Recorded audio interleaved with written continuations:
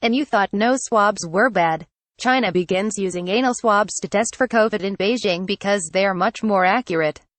Beijing is using anal swabs to test its residents for coronavirus, a method that experts say is more accurate and raises the chances of detecting the virus.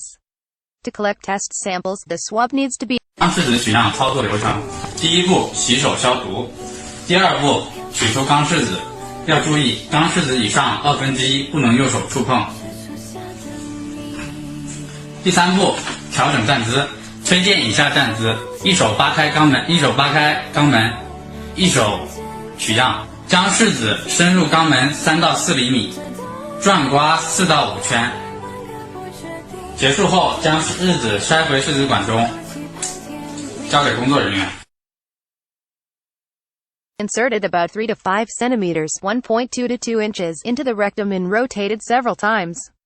After completing the motion twice, the swab is removed before being securely placed inside a sample container.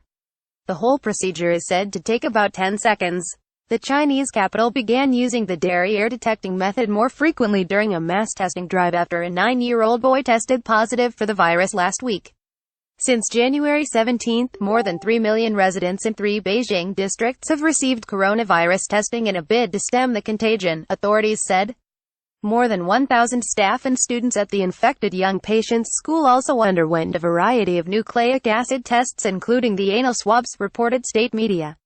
Anal swabs have been used in China to test coronavirus since last year, but the method is mainly used in key groups at quarantine centers because of its inconvenience, according to a Chinese disease control expert. Speaking to state broadcaster CCTV on Saturday, Li Tongzhang from Beijing Yuan Hospital said that traces of the coronavirus linger longer in the anus or excrement than those samples taken from throat and nasal swabs. We found that some asymptomatic patients tend to recover quickly. It's possible that there will be no trace of the virus in their throat after 3 to 5 days, Li noted. But the virus lasts longer from the samples taken from the patient's digestive tract and excrement, compared to the ones taken from the respiratory tract. If we conduct anal swabs for nucleic acid testing, it would increase the detection rates of patients and lower the chance of a misdiagnosis, the expert claimed.